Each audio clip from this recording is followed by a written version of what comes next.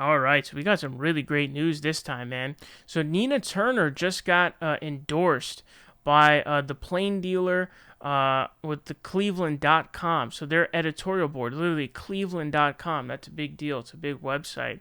Their editorial board endorsed Nina Turner for the 11th District of Ohio. So Nina Turner has really been raking in the endorsements from people in Ohio. She's been doing an amazing job of running her campaign in terms of soliciting and garnering endorsements from people from Ohio. This is how you win elections in local areas. When you're running for a district, you need endorsements from people in that district. So you need state senators, you need state representatives, you need mayors, you need council members, you need like pastors, like all these different people. And that's what Nina Turner has done. Now, in response to the wave of support that Nina Turner has been getting, there has been a lot of super PAC money that's been pouring in for Shontel Brown. Jim Clyburn also endorsed Shontel Brown, so that's a big deal. But this is amazing because this is such an important endorsement, such a great endorsement. But as you can see here, this is from Cleveland.com. It says Nina Turner in the Democratic primary for the 11th Congressional District.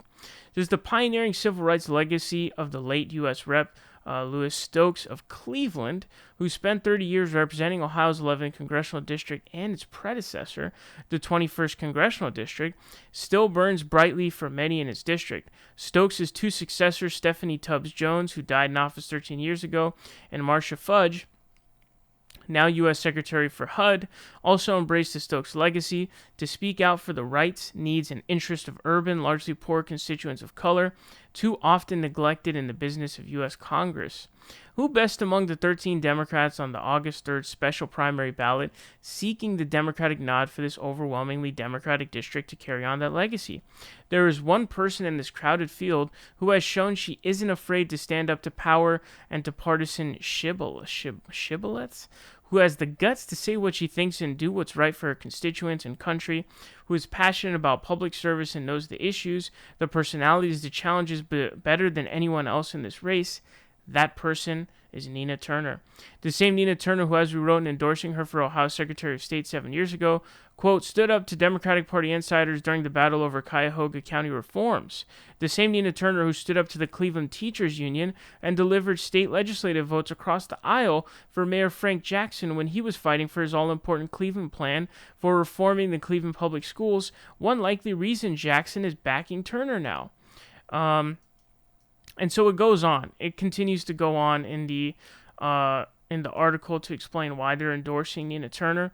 But what you can see here, and what's so important about that previous paragraph that I read to you, I'm trying to explain, this is a mistake some progressives do when they're running for office. Either they're jumping too high too fast in running for House seats, or they're in the wrong place. They haven't established the rapport with their constituents. So, like, if you're trying to run, you watching this right now, the way you do that is start out at city council level and then keep working your way up. Really build your name recognition.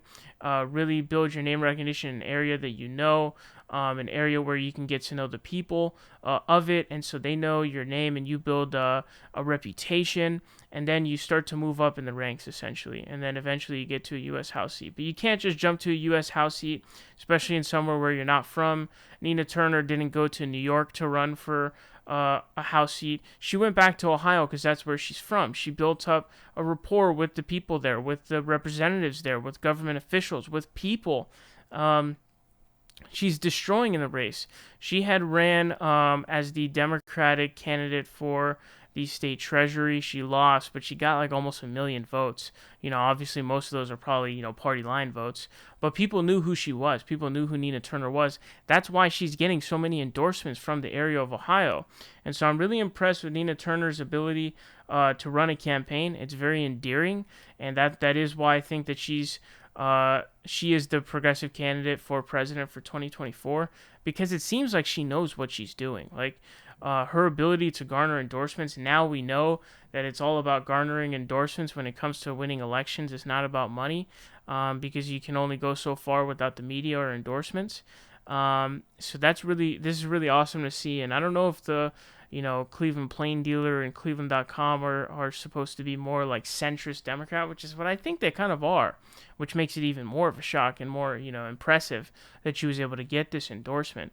But this is some really, really great news, man. And apparently, I think early voting for the race starts in 2 days.